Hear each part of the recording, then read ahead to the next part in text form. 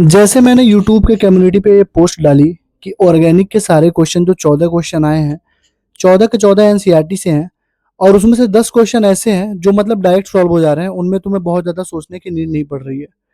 उसके बाद मैंने देखा कि कुछ मतलब बच्चे ऐसे हैं जिनको बहुत बुरा लग गया है। उनको लग रहा है कि पेपर बहुत टफ था, बहुत ही ज़्यादा लेंदी था। मैं मानता हूँ कुछ क्वेश्चन फिजिकल केमिस्ट्री के टफ थे, कुछ क्वेश्चन फिजिक्स के टफ थे, लेकिन तुम ये नहीं बोल सकते कि ऑर्गेनिक केमिस्ट्री और इनऑर्गेनिक केमिस्ट्री बहुत टफ था या फिर बहुत ज़्यादा लेंदी था। अगर ऐसा होता तो एलन के 16 बच्चों के 700 प्लस नहीं आ रहे होते। ई सरल का एक बच्चा है और भी मतलब जो सीएलसी है, नारायणा है, आकाश है, अभी इन सब का डाटा आया ही नहीं है। मान के चलो 20 से 25 बच्चे ऐसे हैं जिनके 700 प्लस नंबर आ रहे हैं। क्यों आ रहे हैं? उनको उनके लिए भी तो हार्ड होगा ना। अगर तुम्हें हार्ड लग रहा है तो उनको भी हार्ड लग रहा होगा। देखो यार, डिलुलू में जीने से बढ़िया है कि तुम सच्चाई को एक्सेप्ट करो, और सच्चाई यही है कि 14 क्वेश्चन में से 2-3 क्वेश्चन को अगर छोड़ दिया जाए तो 10-11 क्वेश्चन ऐसे हैं जो डायरेक्ट सॉल्व हो रहे हैं। और तुमको अभी मैं दिखा दूंगा कि कहाँ कहाँ से, किस किस लाइन से, कहाँ कहाँ से पूछे गए हैं और डायरेक्ट पूछे गए हैं। मतलब डायरेक्ट सॉल्यूशन तुम करोगे, डायरेक्ट आंसर आएंगे। या तो ऑर्गेनिक और इनऑर्गेनिक में सिंपल सा रूल होता है, या तो आएगा या तो नहीं आएगा। तो यहाँ पे सिंपल सा रूल था, जिसको आ रहा था उसने किया, जिसको नहीं आ रहा था वो नहीं कर पाया। और बहुत आसान आसान से क्वेश्चन पूछे गए, बस तुमको लग रहा था बहुत टफ है, बस ये डायरेक्ट नहीं पूछा गया। जैसे मान लो उसने रिजल्ट पूछा, फिर उसने रिजल्ट के बारे में कुछ पूछा कि बताओ ये जो प्रोडक्ट बन रहा है ये क्या चीज है। यही तो करना था, बस सिंपल सा पढ़ना था। मैंने तुमको स्टार्टिंग से ही बताया है, पेपर कितना भी टफ आए, क्वेश्चन कितना भी टफ आए, उसके डाटा से ही सॉल्व होगा और उसके डाटा से ही सॉल्व होती हैं सारी चीजें। तुम बस ध्यान से सुनो, मैं तुमको सारा प्रूफ दिखा रहा हूँ, कौन सा क्वेश्चन कहाँ से आया है, किस तरीके से पूछा गया है, 2027 के लिए किस तरीके से प्रिपेयर करना है तुमको, वो सारी चीजें मैं तुम्हें बताने जा रहा हूँ। कट ऑफ के लिए बहुत सारे बच्चे पूछ रहे थे, मैं तुम्हें बता देता हूँ कट ऑफ इस बार थोड़ी सी डाउन जाने वाली है। क्योंकि जो बच्चे मेरे मेंटरशिप के नीट 2026 में जिनके 682, 677, 676, 652, 648, 662 नंबर जिनके थे, उन सारे बच्चों के नंबर घट के 595, 596, 580, 585, 572, 574। और SC ST वाले जो बच्चे थे उनके 530, 535, 540। मतलब बहुत सारे बच्चों ने, अराउंड मेरे पास 20-21 लोगों का डाटा आ चुका है अभी। बस मैंने खुद से नहीं मांगा, बच्चे खुद ही दिए भैया मेरा हो गया है। ठीक है, तो 27 के लिए तुम्हें कैसे टैकल करना है चीज़ों को, अभी मैं इस वीडियो के एंड में तुम्हें बता दूंगा। 4-5 मिनट लेके पहले वीडियो देख लो, पहले समझ लो कि क्वेश्चन कहाँ कहाँ से आया है। ठीक है, हर साल मैं एनालिसिस वीडियो डालता हूँ। ठीक है, इस बार बहुत सारे बच्चे मतलब मिसजज कर रहे हैं, मुझे करो कोई दिक्कत नहीं है, लेकिन जो सच्चाई है मैं तुम्हें वही बता रहा हूँ। तुम्हारी बटरिंग करने का मुझे कोई पैसा नहीं मिलता है, ठीक है, कि मैं तुम्हारी बटरिंग करूँ। नहीं बाबू, पेपर बहुत टफ था, पेपर बहुत टफ था, तुम कर ही नहीं पाओगे, टीचर नहीं कर पा रहे भाई, ये सब बटरिंग करना मुझे नहीं आता। जो सच्चाई है मैं तुम्हें बता रहा हूँ, ध्यान से सुनो और ध्यान से देखो, तुम्हें खुद ही लग जाएगा कि हाँ भैया सही बोल रहे हैं। चलो, hello everyone, myself Avinash Madeshiya, currently pursuing MBBS from PGI Azamgarh. तो आज मैं तुम्हें दिखाने जा रहा हूँ कि क्वेश्चन कहाँ से पूछा है, किस तरीके से पूछा है, और 27 में तुम्हें किस तरीके से इन चीजों को लेकर टैकल करना है। देखो, पहला क्वेश्चन पूछा था, consider the following reaction and choose the correct option. ये दे रखा है टाउलिन, टाउलिन में CrO2 Cl2 CH2 डाल के H3O+ डाला है, पूछ रहा है P। तुम देखो ये, जब तुम टाउलिन में CrO2 Cl2 CH2 डालोगे तो क्रोमियम कॉम्प्लेक्स बनता है, उसके बाद बेंजल डिहाइड बन जाता है H3O+ डालने पे। यही पूछा था, तुम देखो बेंजल डिहाइड बन गया। अब देखो, ये जो तुमको नीट 2024 1396 JEE 2025 लिखा पड़ा है, ये हमारे अवतार सीरीज की NCERT के नोट्स हैं, जिसमें हमने हर एक लाइन को मार्क कर दिया था कि किस लाइन से कौन सा क्वेश्चन कहाँ पूछा गया है। जाके देख सकते हो, एडिटेड नहीं है, सब पहले से ही पढ़ा हुआ है। टेलीग्राम का चैनल, टेलीग्राम का लिंक डिस्क्रिप्शन में है। अगर तुमको 27 के लिए तैयारी करनी है तो तुम ये PDF यूज कर सकते हो। हर लाइन पे लिखा हुआ कि कहाँ कहाँ से कौन कौन सा क्वेश्चन पूछा गया, अभी देख लेना आप बाकी सारे में भी। ठीक है, अब तुमको मालूम हो गया बेंजल डिहाइड है। अब इसने ये नहीं पूछा कि ये P बेंजल डिहाइड है क्या, अब उसने पूछा है कि compound P is obtained by the hydrogenation of benzyl chloride with PD on BS4। तो यार, बेंजिल क्लोराइड को PD इन BS4 जब डालते हैं तो यार बेंजल डिहाइड ही तो बनता है, ये रोजनमंड रिडक्शन ही। तो इसका आंसर कौन सा पहला होगा। मतलब उस P के बारे में इसने पूछा है। अब तुमको लग रहा है भैया कितना टफ क्वेश्चन, अरे भाई P तुमने निकाल दिया, बेंजल डिहाइड बन गया। अब चार ऑप्शन चेक कर लो किसमें कंपाउंड P की प्रॉपर्टी आ रही है। Compound P is obtain bye hydrogenation of benzyl chloride. तो बेंजिल क्लोराइड में जब H2PDVS डालेंगे, रोजनमंड रिडक्शन है, बेंजल डिहाइड ही बनेगा। पहला ऑप्शन सही है। देख लो एनसीईआरटी में दिया है कि नहीं, देख लो भाई एनसीईआरटी में दिया है कि नहीं, देख लो एक बार। ठीक, देखो यहाँ पे लिखा भी है रोजनमंड रिडक्शन। देखो यहाँ पे, देखो 24, 23, 13, 2012, 2002, एम्स 2008 में भी ये क्वेश्चन पूछा गया है। ठीक, टेलीग्राम का लिंक डिस्क्रिप्शन में तुम यूज कर सकते हो। ये क्वेश्चन पूछा है कि ब्यूटुइन अपॉन ट्रीटमेंट Br2 इन CCl4 क्या प्रोडक्ट देगा और KMnO4 के ट्रीटमेंट में क्या देगा। देखो हर जगह जब ये तुम पीडीएफ खोलोगे ना हमारी, तो वहाँ पर भी देखो हम लोगों ने पढ़ाया था कि Br2NCCl4 जो होता है कौन सा प्रोडक्ट देता है, और यहाँ पर देखो डाइल्यूट KMnO4 अल्कलाइन KMnO4 वगैरह डालोगे तो क्या क्या चीज़ें यहाँ पे बनती हैं। तुम देखो ये ऑक्सीडेशन का है, अंडर में हेडिंग है, और ये नीट 2016 में भी ये चीज़ पूछी गई थी, ठीक है, अनसैचुरेशन के टेस्ट के लिए, कि मतलब सिस बनता है कि ट्रांस बनता है। और कार टैम सबको पता होता है कि कार और टैम सिस है, एंटी है तो रेसमिक मिक्सचर बनता है, ट्रांस है, एंटी है तो मीजो बनता है। तो देखो यहाँ पे, देखो ये Br2NCCl4 ट्रांस देता है, ट्रांस दे रखा है ना, तो ट्रांस है, और Br2NCCl4 एंटी होता है, मतलब ये मीजो कंपाउंड बनेगा, TAM, ट्रांस एंटी मीजो। ये देखो सिस वाला जो होता है, सिस एंटी में रेसमिक बनाता है, तो सिमेट्रिकल, अगर मान लो सिस है और सिमेट्रिकल है तो मीजो बनाएगा। तो जो एल्काइल KMnO4 है वो सिमेट्रिकली तो बनाता है यार, तो क्या बनेगा, दोनों कंपाउंड मीजो है, दोनों के दोनों कंपाउंड मीजो बनते हैं, ठीक है।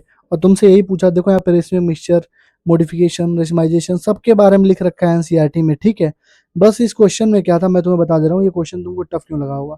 ये क्वेश्चन तुमको इस फॉर्मेट में पूछा है, तो हो सकता है कई सारे बच्चों को ये ना पता हो कि सिस कैसे बनता है, और सॉरी रेशमिक कैसे बनता है और मीजो कैसे बनता है, ठीक है।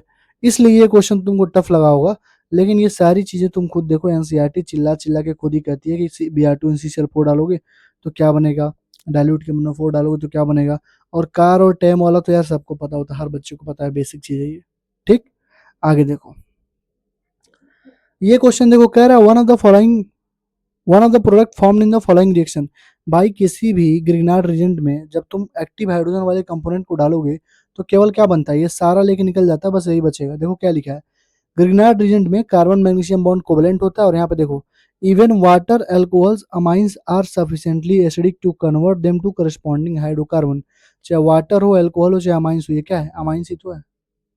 तो कुछ भी यहाँ पे रखोगे, चाहे पानी रखो यहाँ पे, चाहे अल्कोहल रखो, चाहे अमाइंस रखो, कुछ भी रखोगे ये सारा लेके निकल जाएगा, केवल ये वाला पोर्शन बचेगा, मतलब हाइड्रोकार्बन बस बचेगा। क्या बचेगा, केवल हाइड्रोकार्बन बचेगा, ठीक। तो इसका आंसर क्या होता, वन होता।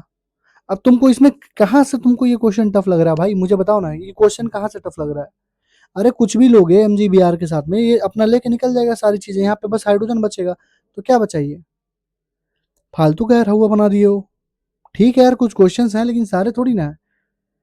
ये पेप्टाइड और प्रोटीन के बारे में पूछा यार, ये चीज तो तुम बायोमोलिक्यूल्स में, बायोलॉजी में भी पढ़े हो, यहाँ पर भी देख लो। बीटा प्लीटेड अल्फा हेलिक्स में अल्फा पेप्टाइड चेंज क्या होता है, हाइड्रोजन बॉन्ड कैसे बनता है बीटा प्लीटेड में, टर्सरी स्ट्रक्चर ऑफ प्रोटीन, देखो सब दे रखा है। Tertiary structure of protein has two और मोर पॉलीपेप्टाइड सब यूनिट, यहाँ पे देखो। ओवरऑल फोल्डिंग क्या होती है, मेन फोर्स स्टेबलाइज करता है सेकेंडरी टर्सरी पॉलीपेप्टाइड चेन यहाँ पे होते हैं, ठीक। Beta pleated sheet structure peptide chain are held by intermolecular hydrogen bond, तो बीटा प्लीटेड में इंटरमॉलिकुलर हाइड्रोजन बॉन्ड होते हैं, देख लो। हर एक लाइन जो तुमको यहाँ पे दिख रहा है वो यहाँ पे दिया रखा है, ठीक। देखो राइट हैंडेड स्क्रू हेलिक्स बनता है, यहाँ पे देखो ये देखा है लेफ्ट हैंडेड, तो ये गलत है, सिंपल सा फंडा है। आगे बढ़ो, ये देखो oxidation of para nitrotoluene with acidic KMnO4 gives an acid that is stronger than benzoic acid. कह रहा है कि जब तुम ऑक्सीडेशन करोगे किसमें, पैरा नाइट्रोटाउलिन का SnHCl के साथ, तो देखो यहाँ पे मैं तुमको एक चीज सिखा रहा हूँ, एक सेकंड। ऑक्सीडेशन ऑफ पैरा नाइट्रोटाउलिन, तो मान लो ये पैरा पे नाइट्रो लगा, ये टाउलिन, मान लो यहाँ पर CH3 लगा होता, बस इतना ही चेंज किया है, सब कुछ दे रखा है। मान लो इसका तुम एसिडिक KMnO4 में तुम कुछ भी डालते, जब एसिडिक KMnO4 डालते हैं क्या होता है बताओ, हर जगह एनसीईआरटी चिल्ला चिल्ला के लिखती है, जहां पर भी तुम पोटेशियम परमैंगनेट डालोगे, जहां पर भी तुम पोटेशियम परमैंगनेट डालोगे वहां पे क्या हो जाएगा, सीधे पोटेशियम परमैंगनेट क्या होता है, स्ट्रॉन्ग ऑक्सीडाइजिंग एजेंट, क्या होता है, स्ट्रॉन्ग ऑक्सीडाइजिंग एजेंट। तो सीधे क्या बन जाता है, कार्बोक्जिलिक एसिड, क्या बनता है, कार्बोक्जिलिक एसिड। तो कार्बोक्जिलिक एसिड यहाँ पे बन गया, तो कार्बोक्जिलिक एसिड जो बनेगा ये वाला बनेगा। तो तुमसे कह रहा है क्या ये बेंजोइक एसिड से ज्यादा एसिड, बिल्कुल सही बात है भाई, NO2 क्या है, NO2 माइनस M है, देखो ना यहाँ पे यार, प्लस आई माइनस आई सब पढ़े हो नहीं, इलेक्ट्रॉन विड्रॉइंग है, तो माइनस एनओ मतलब NO2 जो होता है, माइनस आई बोलो माइनस एम बोलो, देखो यहाँ पर भी NO2 है, यहाँ पर भी NO2 है, सब minus R minus I minus M effect show कर रहे हैं। माइनस आई क्या करता है, एसिडिटी को बढ़ाता है, बेसिसिटी को कम करता है, तो क्या होगा यहाँ पे, मोर मोर, ये देखो क्या लिखा है, मोर एसिडिक होगा, सही बात है। इस क्वेश्चन में क्या था यार। दूसरा देखो, पैरानाइट्रोटाउलिन को SnHCl को जब तुम ये करोगे तो कह रहा है neutralization gives amine that is more basic than aniline, बिल्कुल सही बात है यार, क्यों नहीं होगी। देखो यहाँ पे जब मिथाइल किसी चीज में जुड़ जाएगा, ये क्या है, पैरा नाइट्रोटाउलिन मतलब यहाँ पे CH3 जुड़ा हुआ है, ठीक। जब तुम SnCl से डालोगे तो ये NH2 बनेगा और ये CH3 ऐसे ही रह जाएगा। तो भाई साहब ये बताओ जो CH3 ग्रुप है कौन सा ग्रुप है, प्लस आई या फिर प्लस एम बोल सकते हो। तो भाई जो प्लस आई ग्रुप होता है वो बेसिसिटी को बढ़ाता है, तो एक्चुअल सी बात है यार, बेसिसिटी बढ़ जाएगी, सिंपल सा फंडा है। और तुमको कहोगे भैया कहाँ दिया है, देखो अल्कलाइन केमिनोफोर, सॉरी ये केमिनोफोर पूरा दिया है यहाँ पे, ये देखो यहाँ पे इलेक्ट्रॉन विड्रॉइंग ग्रुप है, मिथाइल ग्रुप है, NO2 ग्रुप है, ये देखते जाओ तुम, प्लस NO2 सब लिख रखा है भाई NCERT, बस तुमको वर्ड में दे दिया और तुम वहीं पे फंस गए। कौन सी ऐसी लाइन है जो यहाँ पे एनसीईआरटी में नहीं दे रखी है, मुझे बताओ। ये देखो पोटेशियम परमैंगनेट, पोटेशियम परमैंगनेट हर जगह लिखता है कि कार्बोक्सिलिक एसिड बनेगी, और देखो यहाँ पे जो इलेक्ट्रॉन विड्रॉइंग ग्रुप होंगे वो एसिडिटी बढ़ाएंगे, जो नहीं होंगे घटाएंगे। ये देखो बाबू, ये कह रहा है identify the major product where amine is the major product. Amine कहाँ पे बनता है, अमाइन इसमें से मेजर प्रोडक्ट कहाँ पे बनेगा। तो देखो एक बार ध्यान से देखो, जब तुम CN में ये डाल दोगे H2Ni या NaCO2H5 तब भी बनेगा। दूसरा देखो, जब तुम LiLH4 से रिडक्शन करोगे तब भी अमाइन बनेगा।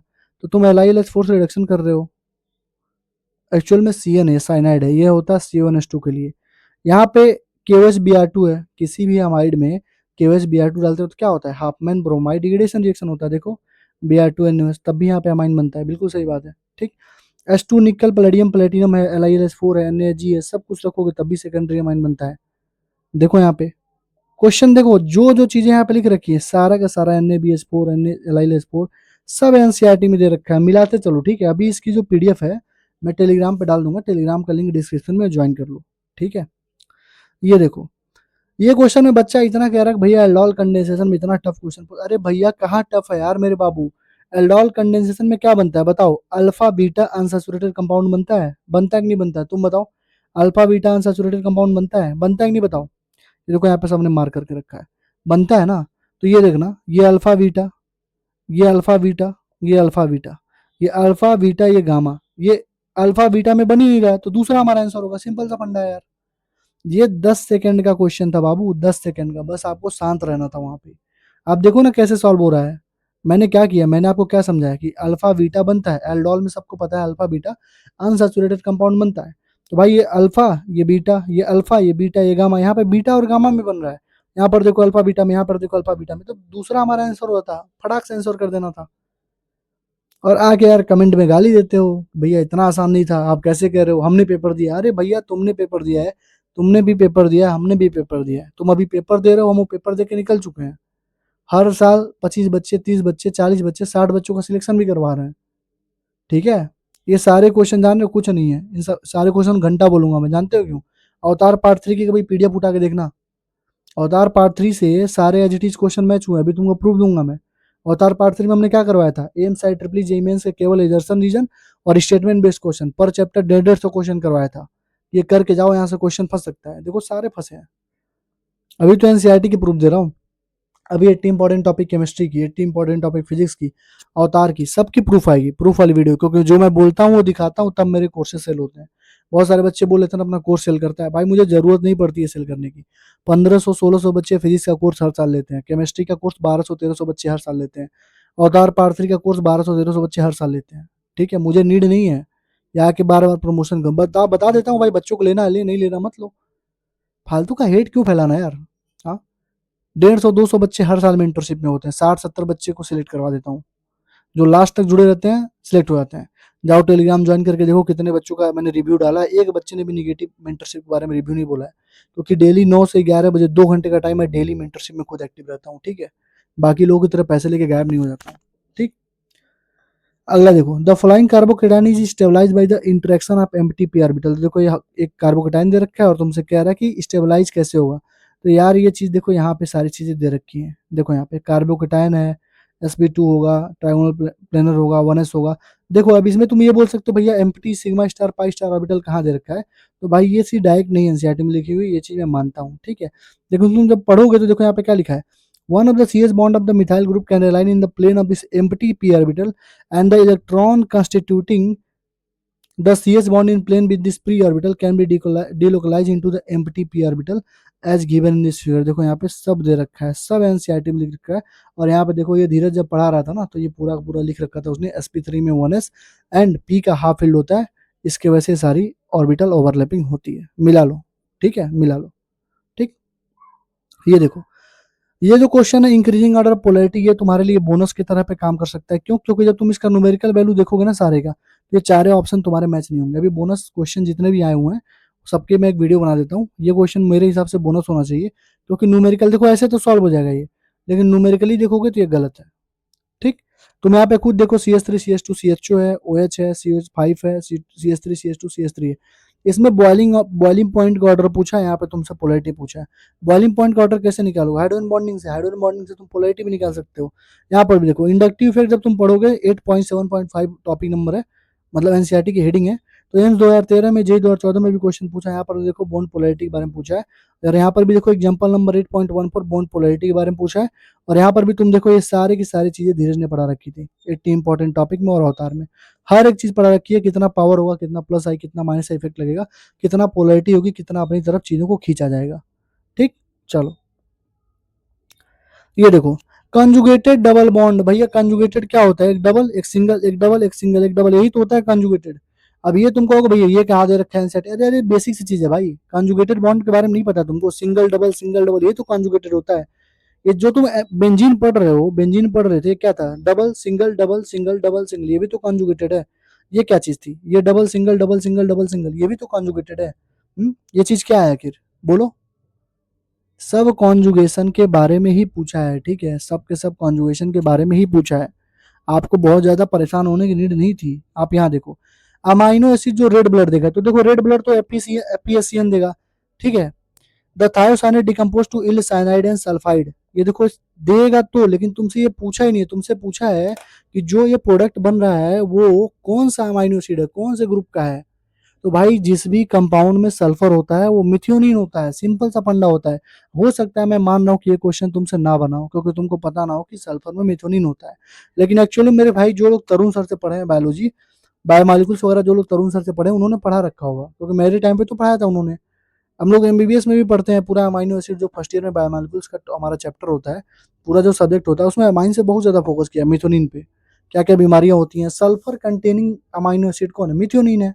तो सल्फर देखो यहाँ पे कंटेन कर रहा है तो मिथ्योनिन है, सिंपल सा फंडा था। ठीक, अगला देखो, consider the following reaction sequence and choose the correct option. अब देखो यहाँ पे PH C triple bond C methyl है, कह रहा है सोडियम इन लिक्विड अमोनिया डाल दो। तो भाई देखो जब भी तुम सोडियम, यार आवाज बहुत ज्यादा हो रही है क्या?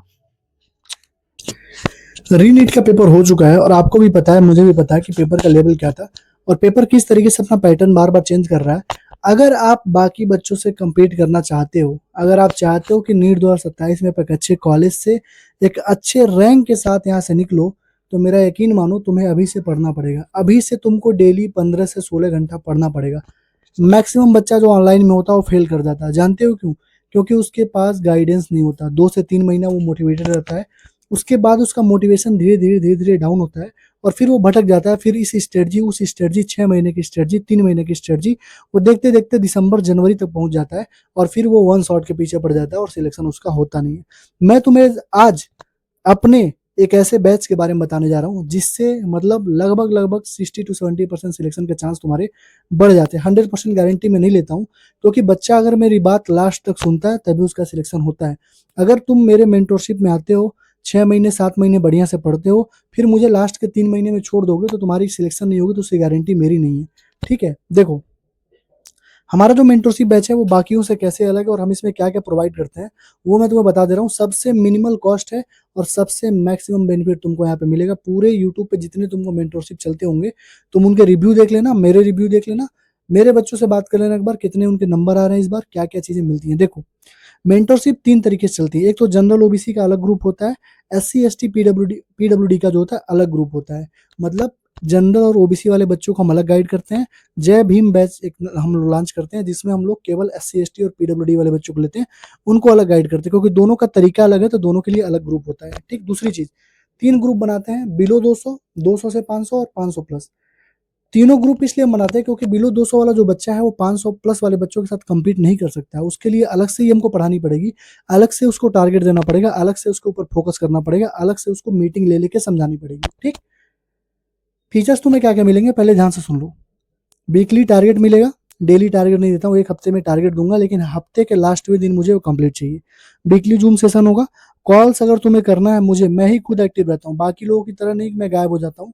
मैं खुद ही एक्टिव रहता हूँ 9 से 11 बजे तक, 9 to 11 PM फिक्स है टाइम मेरा, बच्चों से पूछ लेना। डेली एक्टिव रहता हूँ। अगर तुम्हें कॉल पे बात करनी है तो एक दिन पहले बतानी पड़ेगी कि भैया हाँ मुझे बात करनी है, ठीक। डायरेक्ट मैसेज तुम कर सकते हो। तुम्हारे पास 3 मेंटर्स, मेरे अलावा 3 लोग और रहेंगे जिनको तुम मैसेज करके अपनी परेशानी बता सकते हो, उनसे भी बात कर सकते हो। ये पर्सनल मेंटरशिप है, मतलब पर्सनल ही होता है। 2 से 9 से 11 2 घंटे में डेली अपना टाइम देता हूँ उसमें। जनरल ग्रुप है डिस्कशन के लिए। और ये मेंटरशिप टिल 2027 के काउंसलिंग तक चलती है, मतलब फ्री ऑफ कॉस्ट हम सारे बच्चों की काउंसलिंग भी करवाते हैं। और दिसंबर एंड तक सिलेबस कंप्लीट करवा देंगे, और टेस्ट ओरिएंटेड होगा। मतलब इस बार हमने टेस्ट भी इसमें ऐड कर दिया, मतलब 17 टेस्ट पेपर होंगे, जिसमें 15 क्या होंगे तुम्हारे पार्ट वाइज होंगे और 2 मॉडल टेस्ट होंगे, ठीक। सबसे बढ़िया फीचर हमारे मेंटरशिप का ये है कि तुम्हें फिजिक्स केमिस्ट्री बायो के डाउट सॉल्विंग ग्रुप मिल जाएंगे, मतलब तुम्हारे पास मेंटर्स का एक्सेस रहेगा। तुम जब भी तुम्हें कोई क्वेश्चन पूछेगा, फंसेगा, मान लो बायो का क्वेश्चन फंसा तो बायो वाले डाउट ग्रुप में डाल दो, केमिस्ट्री का फंसा तो केमिस्ट्री वाले डाउट ग्रुप में डाल दो, फिजिक्स का फंसा तो फिजिक्स वाले डाउट ग्रुप में डाल दो। हमारे जो मेंटोर्स है, जो डाउट फैकल्टीज हैं, वो तुम्हारे सारे डाउट सॉल्व कर देंगे, तुम्हें समझा देंगे कि इसका अप्रोच क्या है, कैसे ये चीजें होती हैं, ठीक है। एक तुमको प्री रिक्विजिट क्या है, तुमको अगर हमारी मेंटरशिप लेनी है तुम्हारे पास क्या होना चाहिए। एक तुम्हारे पास बैच होना चाहिए, चाहे लास्ट ईयर का हो चाहे नीट 2025 के लिए जब तुमने प्रिपेयर करा होगा तो कोई बैच लिया होगा ना, वो बैच तुम्हारे पास होना चाहिए।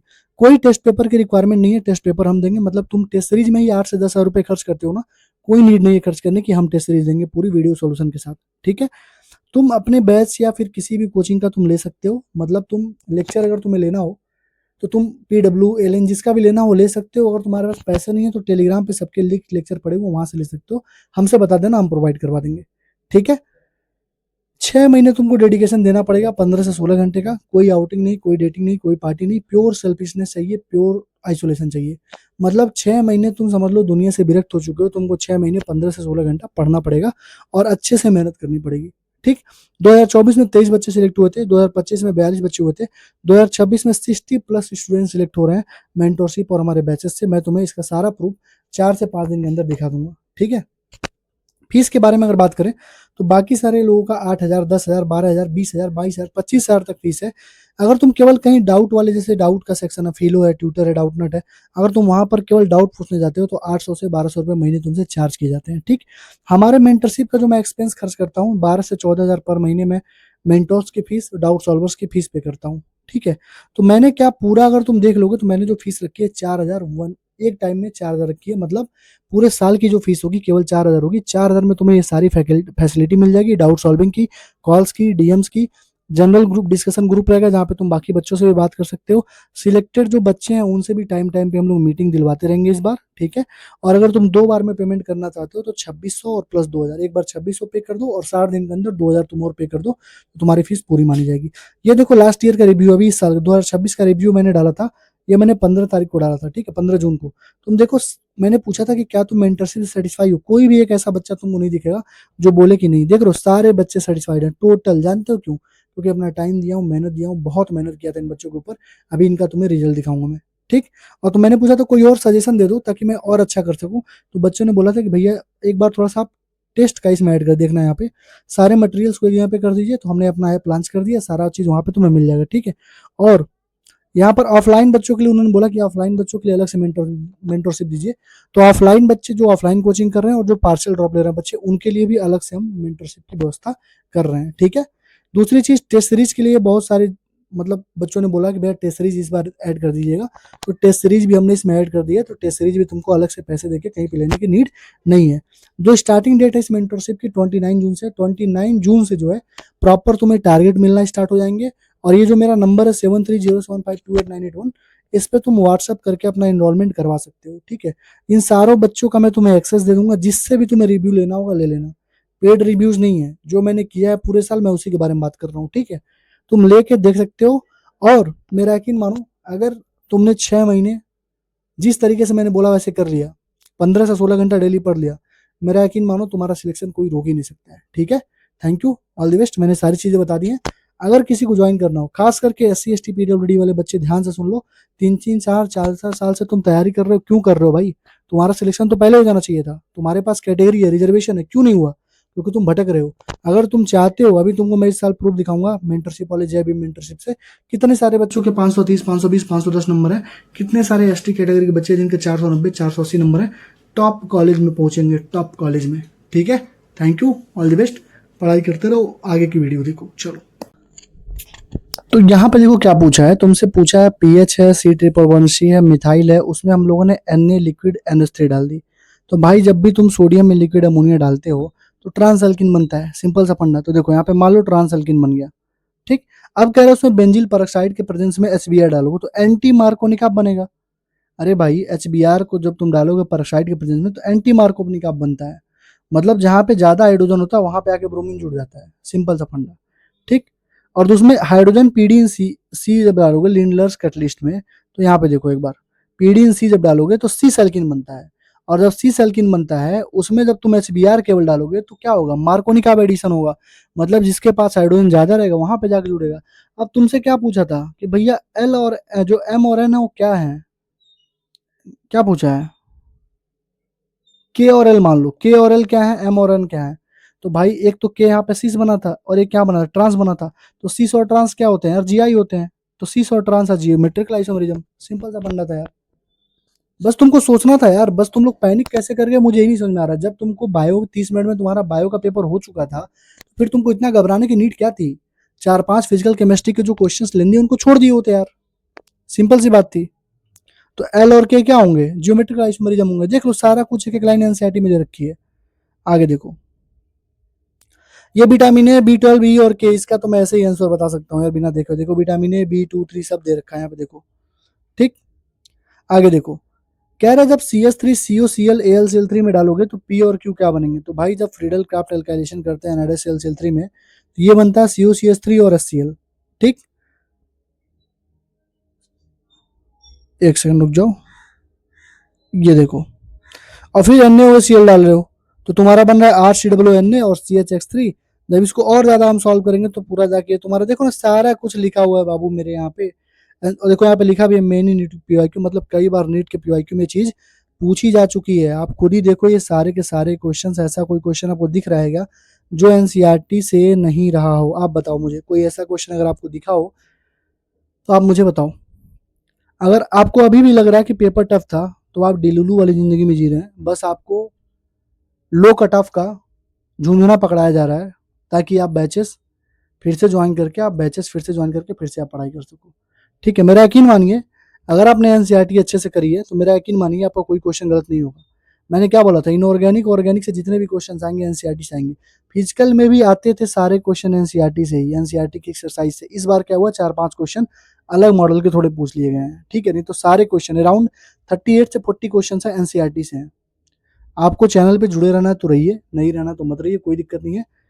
इनऑर्गेनिक की वीडियो कल आएगी। इनऑर्गेनिक में दिखाऊंगा कौन सा लाइन से कौन सा क्वेश्चन पूछा है, फिर फिजिकल की दिखाऊंगा, फिर फिजिक्स की दिखाऊंगा, फिजिक्स की एनसीईआरटी कितनी इंपॉर्टेंट होती है और जो लोग पढ़े होंगे फिजिक्स की एनसीईआरटी वो लोग कितना अच्छा परफॉर्म किए होंगे। ठीक है, बस चैनल के साथ जुड़े रहिए, ठीक। अब रही बात बैच सेल करने की, तो यार बैच ऑलरेडी बच्चे ले लेते हैं, ठीक है। बच्चा लेट होता है तब लेता है तो फिर मुझे भी बुरा लगता है क्योंकि पैसे भी ज़्यादा लगते हैं। तो अगर किसी को नीट 2027 के लिए तैयारी करनी है, अगर वो चाहता है बहुत अच्छा परफॉर्म करना है एकेडमिकली, मतलब बाकी लोगों से कम्पीट करना चाहता है, क्योंकि देखो पेपर का लेवल तुमने देख लिया। अगर तुमने ढंग से पढ़ाई नहीं करी, ढंग से तुमने टारगेटेड पढ़ाई नहीं करी, तुमने one teacher one book one strategy को फॉलो नहीं करा, मतलब तुम 50 की स्ट्रेटजी अगर देखते रह गए तो फिर हमेशा के लिए देखते ही रह जाओगे, ठीक है। वीडियो में छोटी रख रहा हूँ, 3-4 मिनट की क्लिप में ऐड कर दे रहा हूँ, जिसको भी कोई भी बैच लेना वो ले सकता है, ठीक है। कोई वो नहीं है, ठीक है। हर कोई अपने बैच का प्रमोशन करता है, हर कोई करता है, मैं भी करता हूँ, सिंपल सा फंडा है। किसी को कोई फोर्स नहीं कर रहा ना भैया हमारा ही बैच लो। तुमको सही लगे तो लो, नहीं लगे तो मत लो, सिंपल सा फंडा है। मेरा फंडा क्लियर है, मैं जो बोलता हूँ वो करके दिखाता हूँ। मैंने बोला 80 इंपॉर्टेंट टॉपिक से क्वेश्चन आएंगे, कितने आएंगे, 120 नंबर, 140 नंबर के, मैं दिखा दूंगा तुमको कल परसों में। अवतार से कितने हैं, 80 इंपॉर्टेंट टॉपिक, फिजिक्स से कितने हैं, मेंटरशिप में मैंने कितने बोला, जितने बच्चे सिलेक्ट हुए 60-65 बच्चे, मैं तुमको दिखा दूंगा, ठीक है। मेंटरशिप वाले बैच से और जो भी बैचेस थे उसको मिला के 60-70 बच्चे सिलेक्ट हो रहे हैं, मैं तुमको दिखा दूंगा, सिंपल सा फंडा, हर साल दिखाता हूँ। रिजल्ट ही अपलोड कर देता हूँ भाई, रिजल्ट देख लो जाके हमारे चैनल पे, ठीक है। चलो 2-3 मिनट की वीडियो में डाल दे रहा हूँ, देख लेना जिसको बैच वगैरह लेना होगा, तुम हमसे कनेक्ट कर सकते हो। मैं उसमें पूरा प्रोसीजर बताया हूँ। 7307528981 पर तुम व्हाट्सअप करके मेंटरशिप भी ले सकते हो। पूरे साल में मेंटरशिप में क्या क्या मिलेगी अभी मैं इस वीडियो में चला दे रहा हूँ, देख लेना, ठीक है। Thank you, all the best. Video अगर अच्छी लगे तो लाइक कमेंट शेयर कर देना। और इनऑर्गेनिक केमिस्ट्री की वीडियो कल आएगी, ठीक है। तुम लोग कहते हो भैया वीडियो बनाओ, हम लोग वीडियो बनाते हैं, तुम देखते नहीं हो। इसको ढूंढने में कितना टाइम लगा होगा हमें पता है, ठीक है। मेरा भी पेपर है 7 दिन के बाद से, लेकिन तुम लोगों ने बोला तो मैं कर रहा हूँ। चलो ठीक है, देख लेना, ठीक है। मैं पूरा का पूरा पीडीएफ टेलीग्राम पे अपलोड कर रहा हूँ, ज्वाइन कर लो टेलीग्राम, ठीक है। वीडियो अगर अच्छी लगे तो लाइक कमेंट शेयर हाइप जरूर करना, ठीक है। Thank you, all the best.